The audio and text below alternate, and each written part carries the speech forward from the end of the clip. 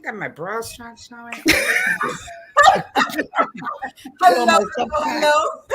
We are officially on the Impact Podcast. So excited to be here with you this hot evening. I'm not sure where you're tuning in from, but I know in Philadelphia, it is hot.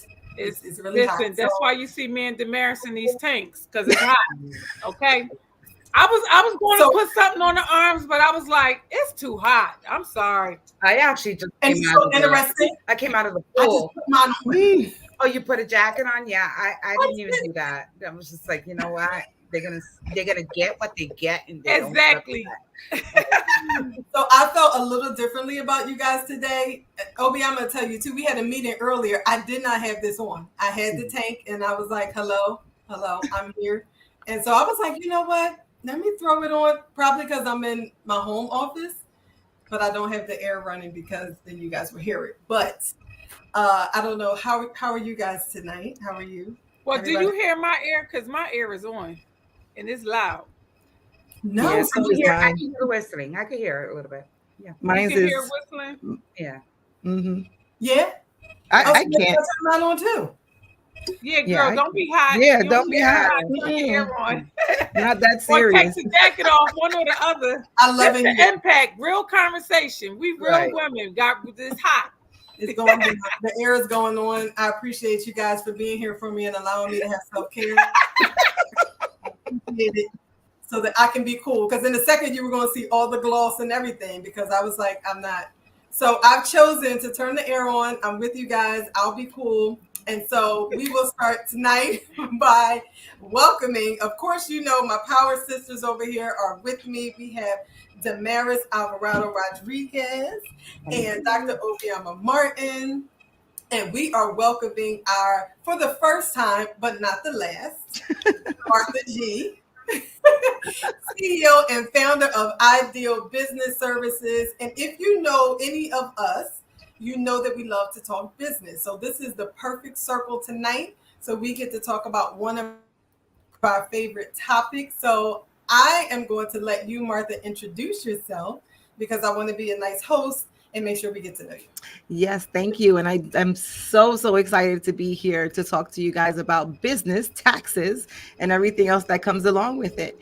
I am the founder of Ideal Business Services located on Hunting Park here in Philadelphia. And I have been here for a little bit over 12 years. And I service business to business. And now I am doing some individual, helping entrepreneurs grow and get to know taxes, right? The operational side of everything, because not everybody gets scared when you talk about taxes, you know, they fear taxes. So I'm here to give them knowledge and make them fearless, right? When it comes to taxes. So that's what I'm here to do for you guys. I love it. So why wait? If there's one thing that you could say there's a misconception or a misunderstanding or lack of understanding around taxes, what would you say that is? Nobody wants to pay taxes, right? Nobody wants to be in debt ever. And nobody wants to be in debt. But it is important that you don't have to pay taxes to that large amount. If you understand your operations, if you understand your own business, you would know what to do with your expenses and your deductions, etc. I feel like a lot of business owners, they go into their field, they do what they love to do, but they fail to realize that there is something called taxes. And they get caught up after the fact that they already are in business, they're doing what they love, and then 2 or 3 years later, boom, they come across taxes. And when you come across taxes and you don't have your books right, you can pay a lot of taxes, you know, and if your business is not structured the correct way, you can end up paying even more taxes. So it's important to understand your industry, what are the expenses, what are the deductions, and how to go about it within your business throughout the year so that you can minimize your tax debt at the end. What would you say one example? You said if you don't have your business structured properly. Can you give us one example of if you don't have this structured properly, it will cost you. If you have your LLC and you don't understand how your entity is formed at the moment, you can pay a lot of taxes, and I'll explain why. Because a lot of people go into, oh, I'm going to get my LLC, right? And they ask their friends or another entrepreneur that's in business, and they fail to realize that not every industry is the same, and not every LLC is structured the same. So, for example, you can be an LLC that is actually looked at as a sole proprietor, right? So you're actually paying taxes at a higher rate.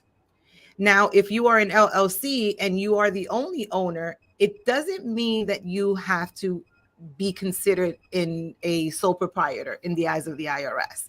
You can do different things within your business so that you can switch your entity into a real LLC and pay less taxes. But you have to structure it correctly. And it begins with that first formation. I have a question. What are your most common mistakes? I know you work with it because I know you. You work with a lot of childcare centers. What is the most common mistakes that you see in childcare businesses?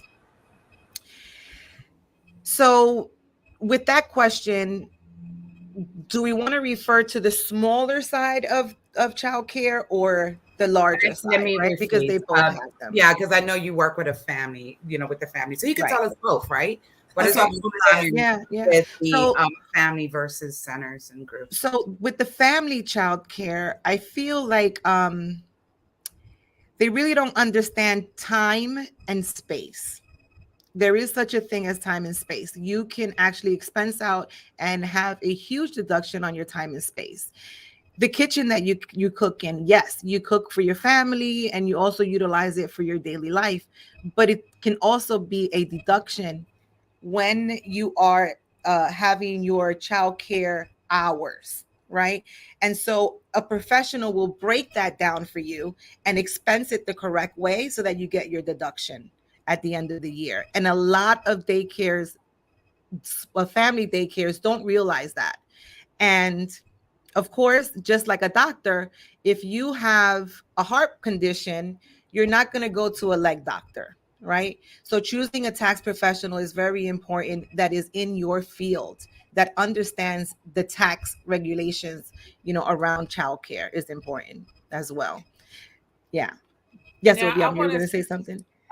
I want to speak to that, to the point that you just made, because I started out in family childcare, and I remember the first 3 years I had an accountant, and I assumed that because my accountant did taxes for schools, that she understood how family childcare taxes work. And I had to end up getting another. She wasn't even an accountant. She just understood family child care exemptions. And she had to redo the taxes that the other person did for 3 years. She had to redo them because of the allocations. I was able to write off 60% of my house because of the way that I was using the space. I used every floor, almost every room.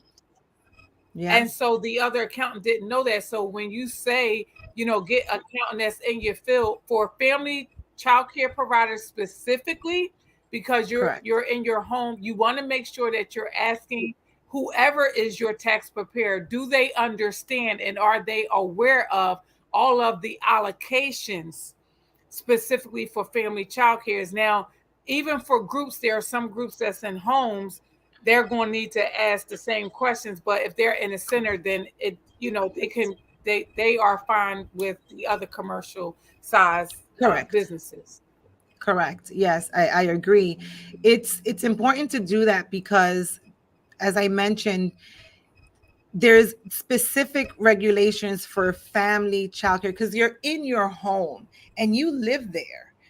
Even your yard, if you go out to cut your yard, guess what? You are now cutting your lawn. So that's also an expense, right? Maintaining your lawn, shoveling the snow. The children may play in your yard. all of these things can be expensed out, deduction. And as Obiama says, it's important to understand that. And if you don't understand that, that's when you get caught up with your taxes right at the end of the year. And then it's like, whoa. What do you say to, or what is your recommendation to those small family childcare organizations that you work with that don't pay themselves, don't give themselves a salary? Oh my Let's talk about God. it. That just irks That my that is 99.9% of them. And I am not exaggerating. They just don't pay themselves. And it's so important. First off, they don't know how. How do I pay myself, right? And this goes back to how you structure your LLC. You have to structure it the right way. A few ways of paying yourself are obviously on a W-2, right? If you have other employees, it'll be phenomenal if you can get on W-2, which is on a third party, or do it in-house. Or your accountant can do it. Or you can pay yourself on a weekly basis, on a monthly basis, just simply by transferring from your business account into your personal account. Now, give it 98% don't have a business account. They are utilizing their personal account. And that is a huge mistake. That is called commingling. And it is illegal to some extent. So and again, goes back to the structuring of your LLC. You must have a business account and a personal account. Your personal account are your personal expenses. That's where you pay your mortgage, you buy your clothes, you do all of that on your personal end.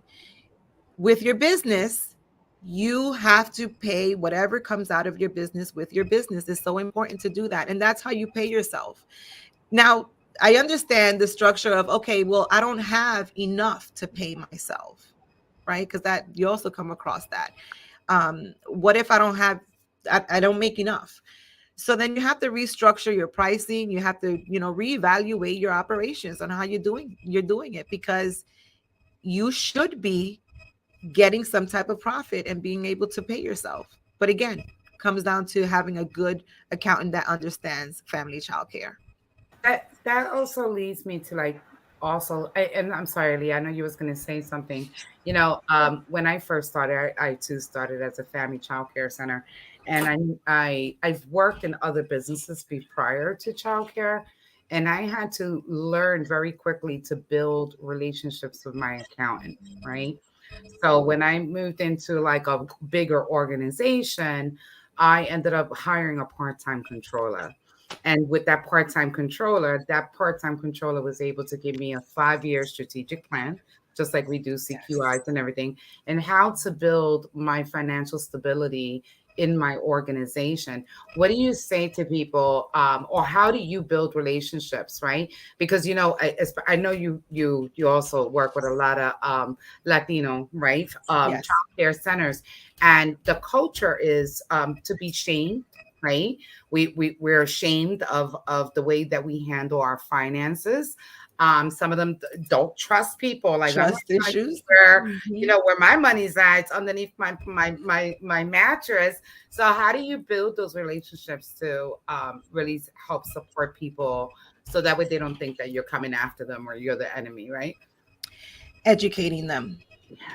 Educating them. Yeah. Explaining to them what the previous accountant wasn't doing. Not to shame the other accountant, obviously not, but just to give them that knowledge. Explain to them why we pay taxes. Some people don't even understand why we pay taxes, right? Some people don't know that there's three tax brackets, right? We have federal, we have state, and in some cases, like our state, we have city taxes. And those are 3 levels that we have to deal with.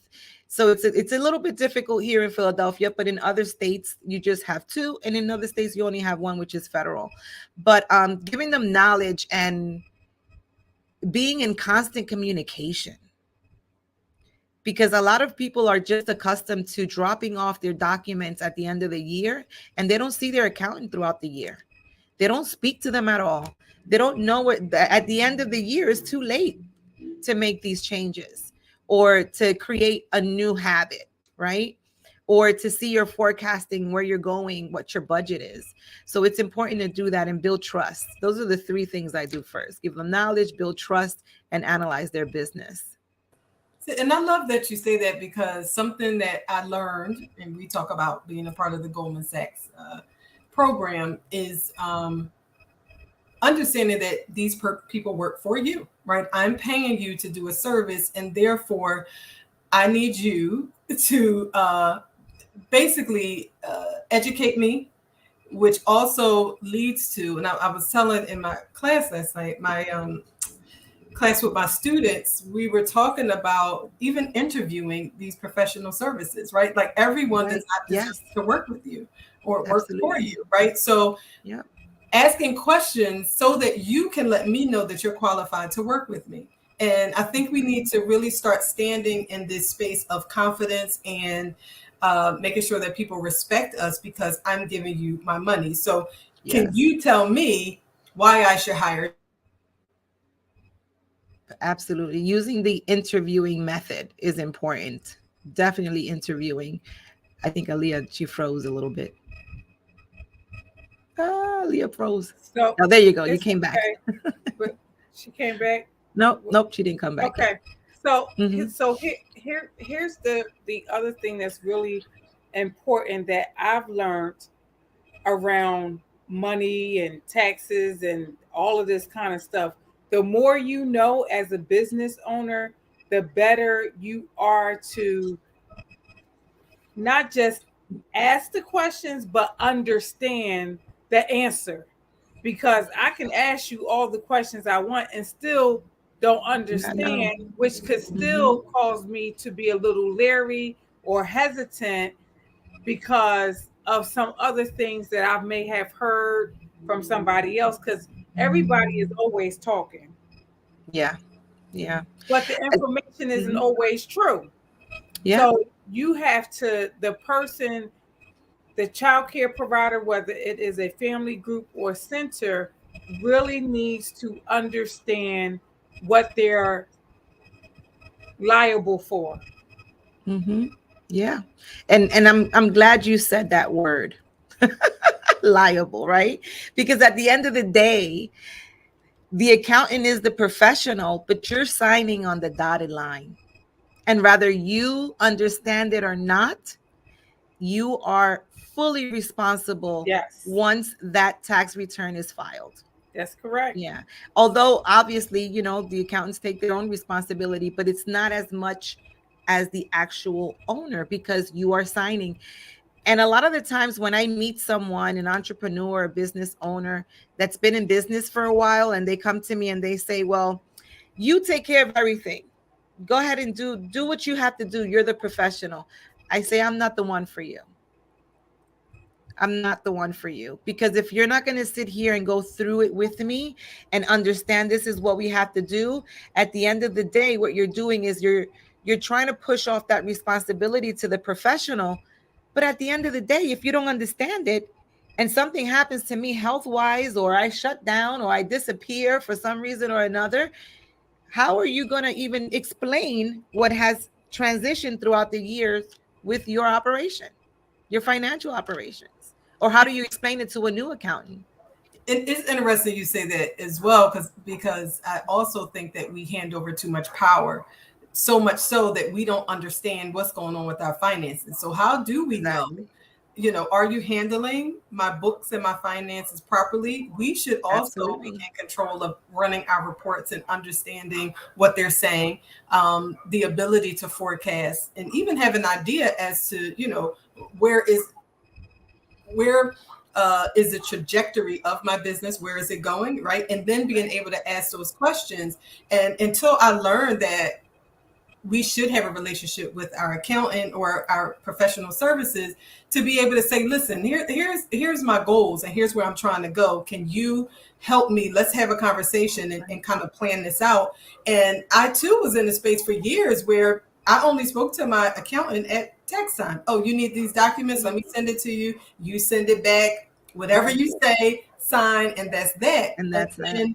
Until again, I was educated to know, wait a minute, I should have a relationship to the point where quarterly I get to meet with my accountant and we're having conversations, and then he's able to give me tips and answer questions and even ask me. I was like, you're asking me what I want? I was like, Yeah. okay. Yes. You know, Yes. I had to, just like Laverne, I think I just saw her chat. She interviewed Yeah. her last account and sold himself, right? And it's true. They sell themselves, right? Because it's a Mm-hmm. business, right? They sell themselves.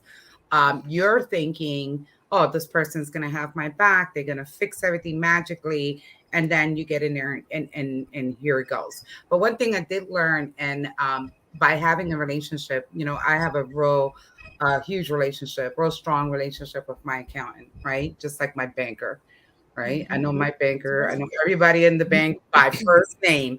And I also know, because we build those relationships, those are the people that you want to build relationships with.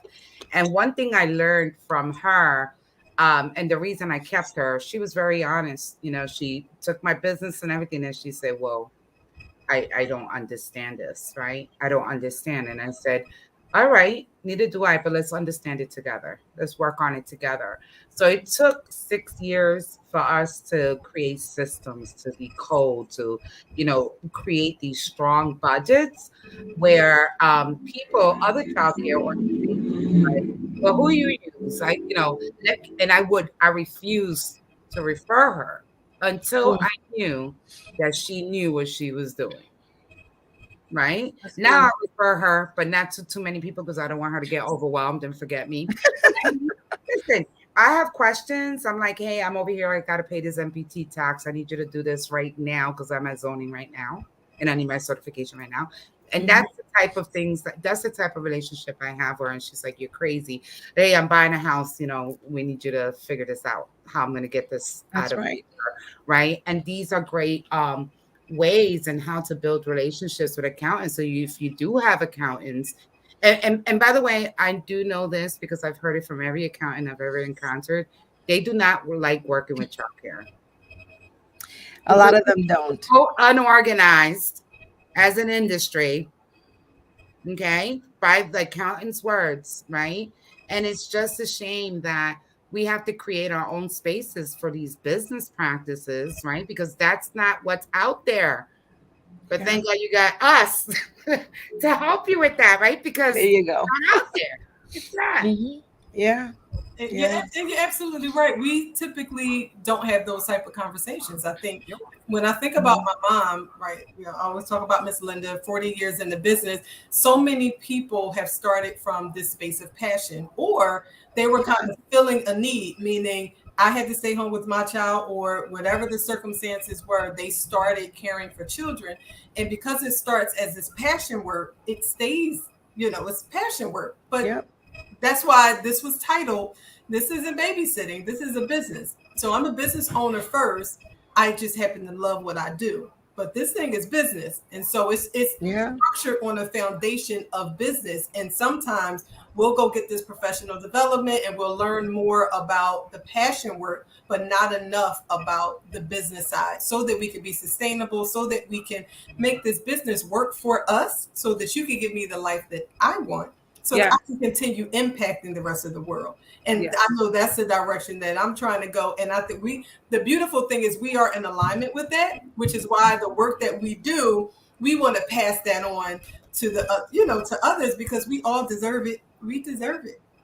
And it starts with Absolutely. having the financial conversation, a tough conversation. And to the point you just made, so many providers though, they really don't have a vision for their future. And also, one of the things that we learned, because I didn't know this until I went through Goldman Sachs, have the importance of having an exit strategy. But you can only have an exit strategy when you have a relationship with an accountant that can help you to create a financial exit strategy that's going to set you up, right, and put some things in motion so that you can work backwards. Because if you're saying, well, I want to retire in 5 years, or I'm only going to be in this business 10 years or 20 years, what does that look like, and how much money do you need to start generating to Mhm. get to that point, which includes your ability to either pay taxes monthly, quarterly, or annually. Yeah. Yeah. What All of about it matters. a business plan? What Mm, about having a business plan? listen. What about having a business plan? You It's know, so it's so important. funny. It truly is how people, especially, people that I hear, they're like, oh, I'm opening up a childcare center. And I'm like, okay, and what's your plan? How you going to fund it? How you going to do this? How you going to do that?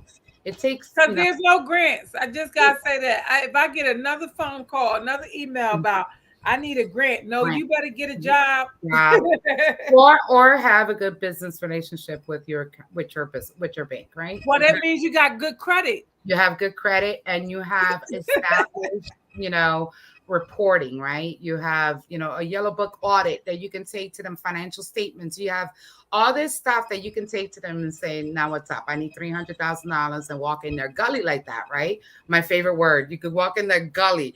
But Yeah. if you don't have those things, you better crawl. You better crawl somewhere because it's not No. happening. It's just not happening. And here's what mostly happens. They come to me and, okay, Martha, now I'm ready to buy a building, or now I'm ready to expand. And when I look at their finances, they haven't been reporting what they need to report. They haven't been, their taxes don't look like you're growing. Your taxes don't look like you're growing. And so, how do we start from now when now you're ready? But show me, how are you ready in paper? That's the most important thing, because the bank doesn't want to hear that you had it underneath your mattress all this time. Yes. Nope.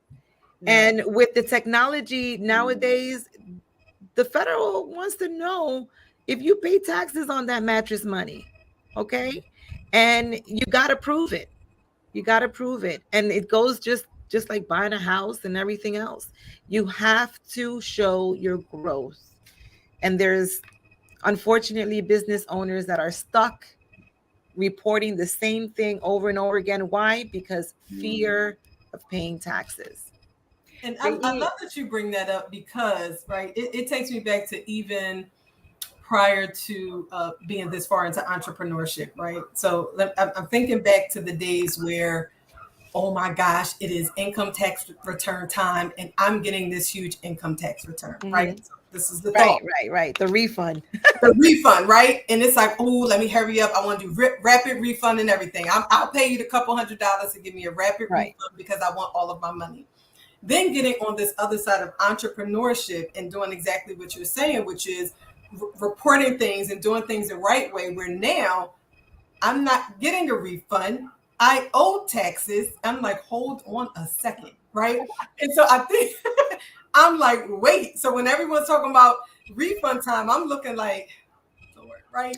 So I would love for you to speak to, but there's this other thing that we're not even talking about. That ERC, let's get it. Let's get it. Yeah, the ERC.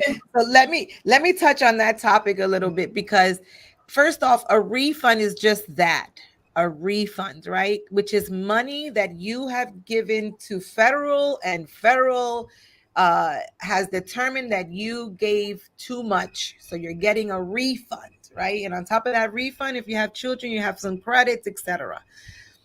When you are at the point where you know you're not getting a refund, and now your mindset should be shift to, how do I reduce my taxes, right? How do I reduce the amount that I owe, that I'm going to owe at the end of the year? And I tell them all the time, that is when you know you are being successful. When you shift the refund to, how am I going to, pivot to not pay as much taxes, right? Your mindset has to change. But if you're the owner that's waiting for a refund, we haven't gotten there yet.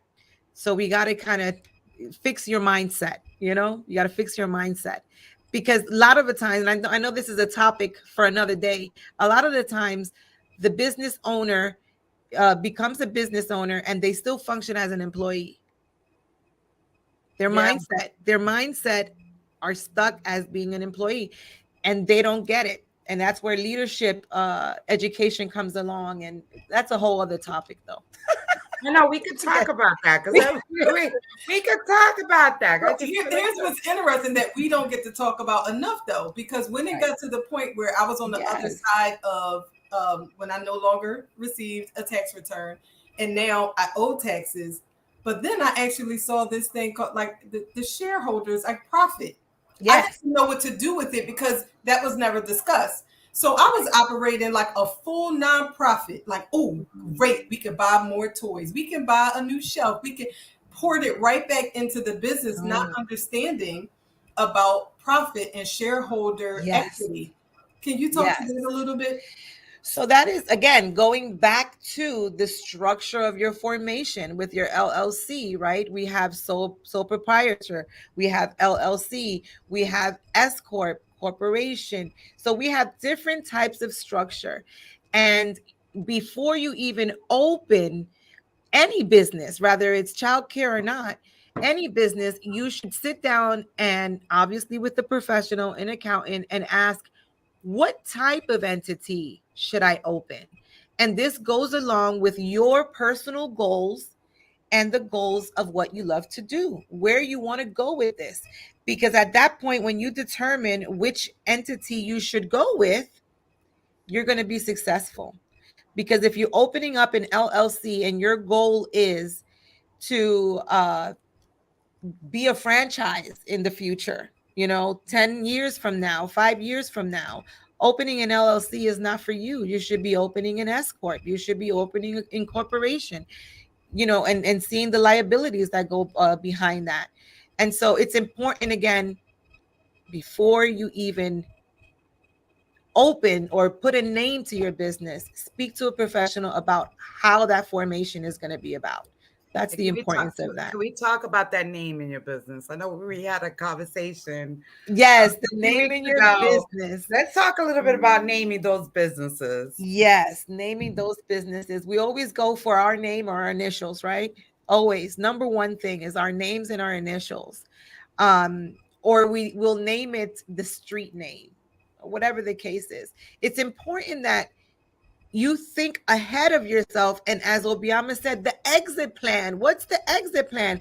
Because Martha's child care services, right? You're not going to exit with that name with the actual profit that you want to exit out with. Why? Simply because of your name. That name, if that person's name is not Martha, it's going to mean nothing to them, you know? There's a lot of childcare centers, especially in family, that I realize they have it, their LLC or whatever, however they form it under their name, and then they do a fictitious name, but they didn't never Oh, apply that's for a a whole other fictitious one. name, application. So it's really not legal. And they're like, okay, ABC childcare. And then when you look up ABC childcare, you're not finding It's it because Yeah, you're not finding them. yeah. Yeah, so I'll tell you what's happening. Just recently I took a look at how the process is, right, of opening a childcare. And when I came across that, I even called Damaris on it. I said, Damaris, what is this? So here you are opening a child care, and you're going through the process that I don't know where they get that from. Where do they get that from, Damaris? Whatever that process is. Remember The the stuff DHS, that I the DHS. okay, from DHS. Yeah. Okay. Hmm. So you're going through a DHS I guess process to open up your child care, right? However, the very first step of opening your business, I don't even know if I should really say this, should not be going through the instructional phase of DHS. Your business, I'm just saying the formation of the business. You should be speaking to an accountant because DHS is not an accountant, right? DHS is a child care provider, right?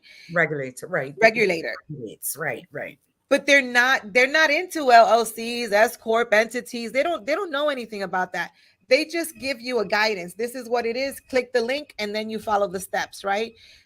But if you're not speaking to an accountant, what you're doing is you're defaulting yourself to opening up the business with your full name. And with your full name, it indicates to the IRS that you are a sole proprietor, that you are the only person in the business and you're the only one that's going to run it. and you're going to work as a contractor. That is it. That is what you're telling the IRS. Now, a fictitious name doesn't really change anything, right? The fictitious name is just something that you're going to put outside in outside of your business, the name that goes outside. That's why it's called a fictitious name, a fake name, right? That you're going by. So it's registered, it's a registered name, but it's not the federal name, right? The federal name is Martha G. And that's the biggest mistake anyone can do in any business, not just childcare. So you really have to structure that and make it the business name. So if it's going to be ABC Childcare, it should be registered under ABC Childcare, and maybe put a fictitious name if you want to. You don't even have to at the end of the day. It really should be a business name, not your government name. Definitely not. Because again, you will be looked as if you are a contractor. Yeah. And you will be taxed at a at a at a We make so contractor many rate. mistakes. One thing that Martha doesn't mention also is she does zoning. So she helps. Yes. She wears a lot of hats. Um, and for those of you who know, I'm opening up a new childcare center. So I submitted my zoning application because I'm like, I'm a veteran. I've done this for 20 years, and went and messed the whole entire thing up. So I called Martha and I'm like, can you help? Yeah. 5 days I had my permit. 5 days. She went in there like a beast. Yeah. You know, so that you have to know what you're doing. And even if you think you know, sometimes you just gotta go out there and just ask, right? Because things change. Yeah, because things change, technology changed. The city of Philadelphia right now has revamped their website. Thank God. But I feel bad because I have city workers, not going to mention, have some people that are from the city that are actually calling me to ask me how to do something in the computer. It's not the Maris didn't know what she was doing. It was just simply that the system has changed. Technology has changed. And so if you're not keeping up with that, obviously she's only zoning when she opens a daycare, right? She's not zoning every day. So that's why it's important to go to a professional when it comes to zoning. And just for the record, when you see a building, when you see a space and you want it, it's so important for you to default into the zoning, because it can cost you so much just to open that space, thinking that you can just open it for that particular business, and you will not be able to. Even if it was that before, it doesn't mean it's zoned. That's another thing.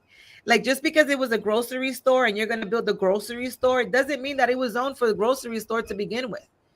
Please realize that. Do your research. It's so important. That is such an important point that you just made, Martha, and even what you were saying, Damaris, because too oftentimes, because people are listening to people who don't tell them the whole story, and then they jump out here and they don't have a paddle and they're drowning, so much so they don't even have the money to pay you, Martha, the course correct. Yeah. And it's like, before you sign a lease, can you please invest in some real people that can help you and save you some money and time and tears? But they don't do that. They just jump. Even from lease negotiations to zoning to all of that. Yeah. It's so interesting. I definitely was going to say that as well, Obiama, just that idea of paying for it proactively, like before something goes wrong. Sometimes it actually can save you a lot of money by hiring the professional instead of trying to do the DIY. Or listen to your neighbor, right? But she costs you more. It may be it worked for her. It may have. Right. But we also have these things where some people are grandfathered in. Some people don't know. You just don't know. So it pays to, like Martha said, do your research, check with a professional, and invest. Right. Some things we can do ourselves, but that's why there are professionals. Right? And I laugh. I tell my mom this all the time. Mom, you don't understand. It's people for that. It is people. For everything. I do not like washing clothes. I don't like washing them. I don't like folding them. I would gladly pay someone. I would, right? Because here's the other thing. I can be utilizing my time more effectively somewhere else. And I'd right. rather focus on the things that I love to do and I love do. washing clothes. It's like my I do too. It's love very washing. Oh, relaxing for me. Yeah, Me too. I love it. I washing love dishes, it. I'll do. I love washing dishes. I get to think. Mhm, I got my music on. It's a thing. mhm. Right. But whatever your lane is and what you like doing, do that and then Right, hire the professional to do the other stuff. That's right. right. Yeah. I say focus on your strengths and delegate your weakness.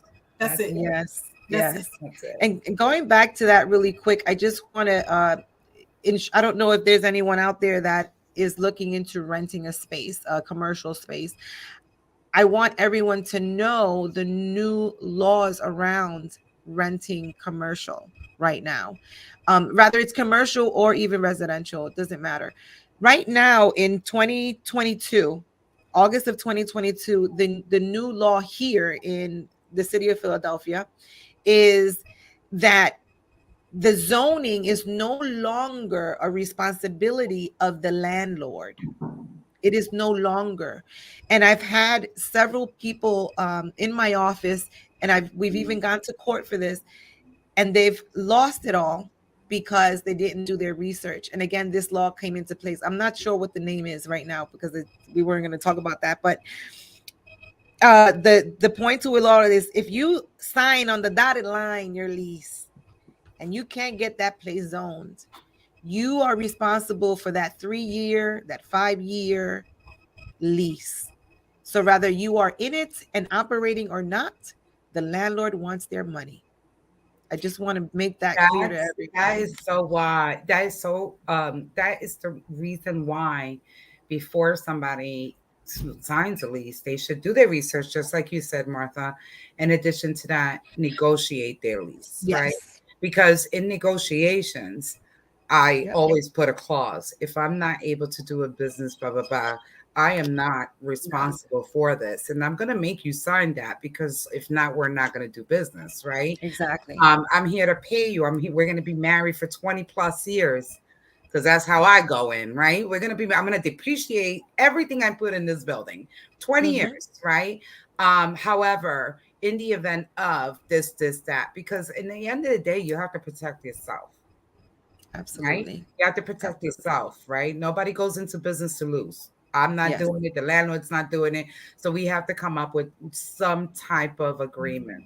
Yeah. Yes. Yes. Never And assume I that love you that. can just sign. Yeah. Some people just Yeah. assume like, oh, they're not going to read this whole 10-page lease. Oh, I just Okay, you signed don't for it. have to read it, but get someone Get to a lawyer. yeah, Invest get in someone an to kind attorney of to do yeah, that. please do Oh my so. God. Absolutely.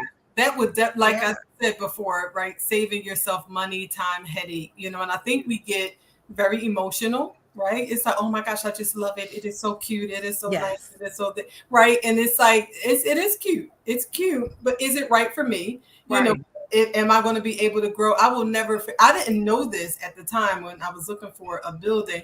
And we had the Fund for Quality grant. So, I already knew we would have that money available in this building. I was so excited because it was open space. So therefore, I literally was outfitting it exactly how I wanted. But to find out it was in a shopping center. And so I didn't until asked because I had a lease attorney, thankfully, I Amen. would never be able to own it. And I was like, and then so because the space would be fully outfitted, there was a lot of money going into the project. So I also would have to get a loan. Yeah. It didn't make sense. So while it was beautiful and ideal and it could be my dream center, it would never be my dream center. And it would be something that I basically was creating for someone else to walk into and building up this owner's, I basically was creating it for them. So just, go into this not so emotional. It's business. This is not babysitting, right? We're going into business and we want something where you can grow, you can exit from. It can be a part of your legacy or even whatever it is that you choose, right? I think going into business, we have to have this idea that it is going to work for me and having an idea of what you want it to look like 5 years later, 10 years later, 15.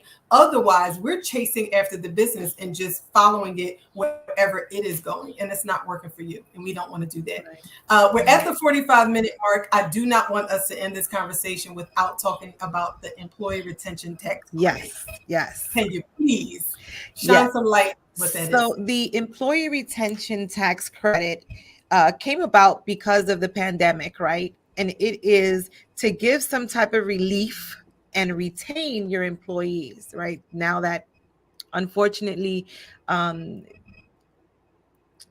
retaining employees has become a huge problem right now. So the ones that you do have, you're going to be able to retain them, right? So the the ERTC is based on W-2s, your social security taxes, what you've paid into that throughout the years with your employees in your business. So if you do not do payroll, meaning W-2s, you do not qualify. Okay, you don't qualify for this program. Now, if you do pay your employees on W-2, rather it's just one person or two person or 500 employees, you may qualify. What do they look at? They look at your 2019, your 2020, and your 2021 tax returns. Okay, your 941s. If you don't know what your 941s are, that is your quarterly taxes, employee taxes that you pay every quarter, rather it be with your third party or your accountant that does it in house. Um, and what they do is they take a look at your 941s, and you can get up to 70% back. Okay. Um, the employees can be full-time, the employees can be part-time.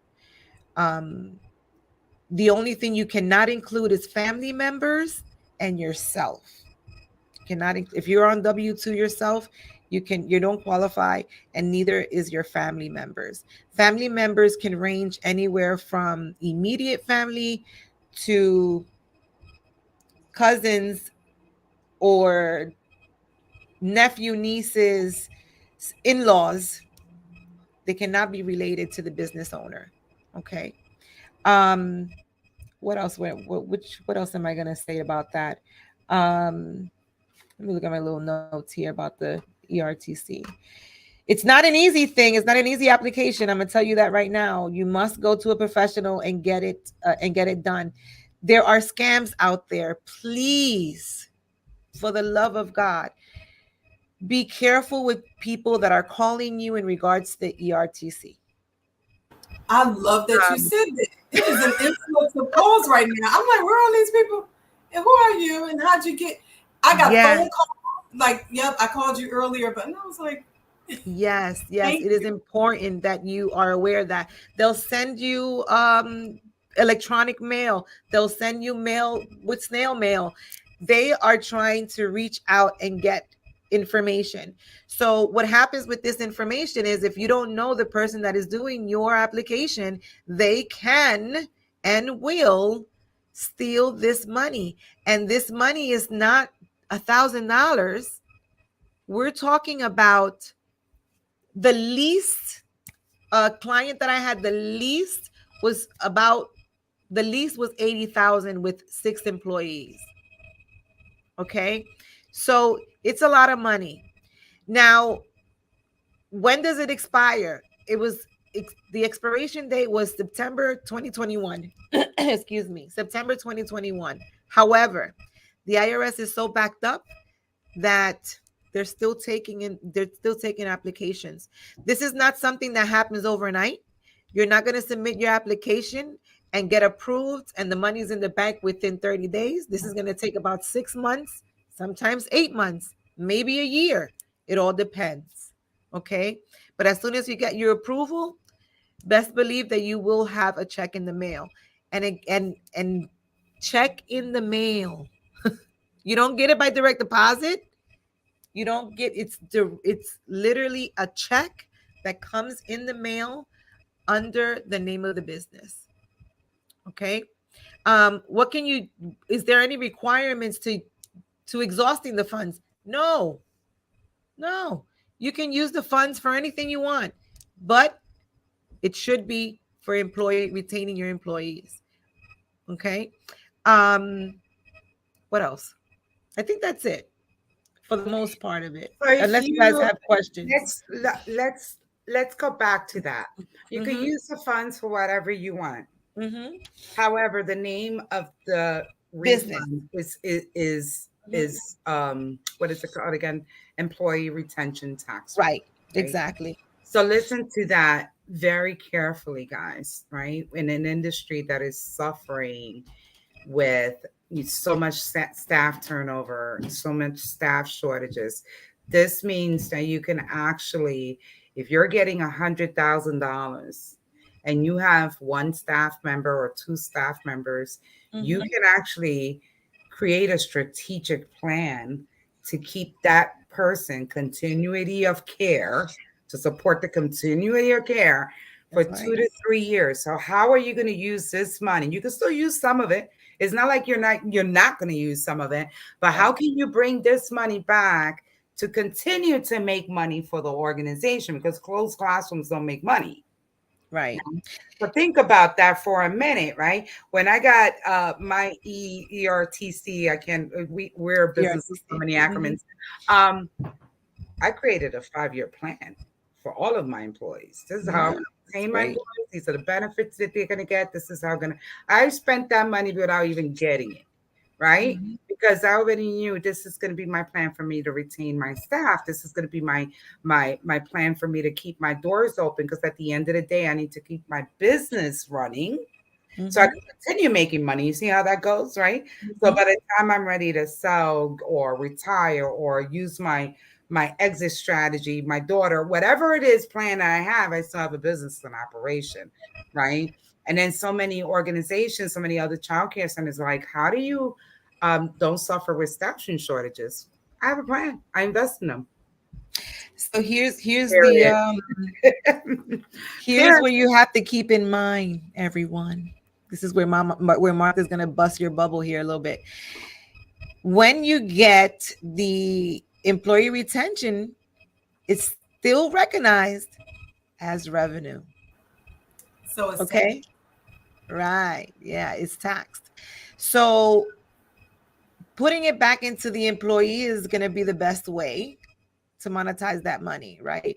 And obviously to retain your employees. But I want you to keep that in mind. Just because there's there's no requirements to spending the money, you still have to pay taxes, and it still increases your revenue no matter how you see it. So if you are a business that is accustomed to $100,000 a year, when you get this employee retention money, your revenue that year is gonna be 180,000 if it's 80,000 that you're gonna get, and you have to pay taxes. I want everyone to understand that as well. So putting it But if back to you your have your employees, So books you, right, you might as right? well you might as if well you have save to have your yourself. books right, Yep. exactly. Go ahead and save yourself and take that money right off the top. Yep. That part. So make sure that you are in communication with your accountant. I've seen also a lot of people doing the employee retention program with other people other than their accountant, because maybe their accountant doesn't do that, doesn't want to touch it, because not everybody wants to touch it. It's a lot of paperwork. My office does, we do process it. I process it through a third party. They are the professionals. Um they are dedicated just to the ERTC, which is great, right? There's no upfront cost for it. They take their percentage when you get the money. So it is upon approval. These people that are scamming you are saying they want 20% upfront. You don't even know if they're going to put the application in. They're going to ask you for a whole bunch of, oh Jesus, please stay away from people that are just simply calling you. Get someone that really understands the ERTC and can get it filled out for you. And if you do go with a third party, please ensure that you are giving this information to your accountant, because what they're doing with the 941s is amending them. They are changing your numbers from that year. So your accountant really needs to know that those numbers have been changed. Okay. It all depends on what type of business you're in. You might have to go in and do a whole amendment to your tax return. And then there's some that it doesn't matter if you amended the 941s. It all depends. So So this is such a great conversation. We're gonna have to do a part two, a part three, a whole series. So, but listen to those that are listening, and you have to. Aaliyah, Damaris, and myself have an upcoming webinar, 3-part series, and we're kicking it off with money management. And so, if some of this conversation was a little high level or over your head, or you we're just feeling like, I got so many questions. Guess what? We got you. We always got you. And so, what you want to do is stay tuned, look forward to that flyer that's coming out, and sign up for that webinar. yes. Yep. And just to throw it out there, because I said, well, let me pull these dates up. Put on your calendar. You have your calendar out? All right. August 14th. Right, we have 3 days where we are going to do some deep diving with you. So again, like Obiama said, we're starting with money. Everything we bring to you guys is really a part of changing the narrative, change your mindset, and getting this stuff done. It can be done. We just have to, step outside of what we've been bound by.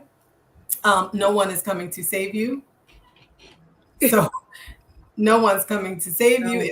The cavalry ain't coming. The cavalry ain't coming. Or not. So we have to do it ourselves, right? So that's what we're talking about, and which is why this podcast was created too, right? It's freedom. It's freedom in this.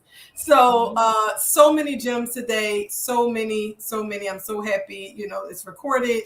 You can go back and listen. You have Martha's. I'm going to make sure we put your information. I know it was put in the notes of the YouTube video. So if you guys have not gone over and subscribed, the information is there. I will share it again to make sure that you can contact Martha. But let me ask before we go, where can they contact you? Whether it's on social media, phone, website, what's the best way?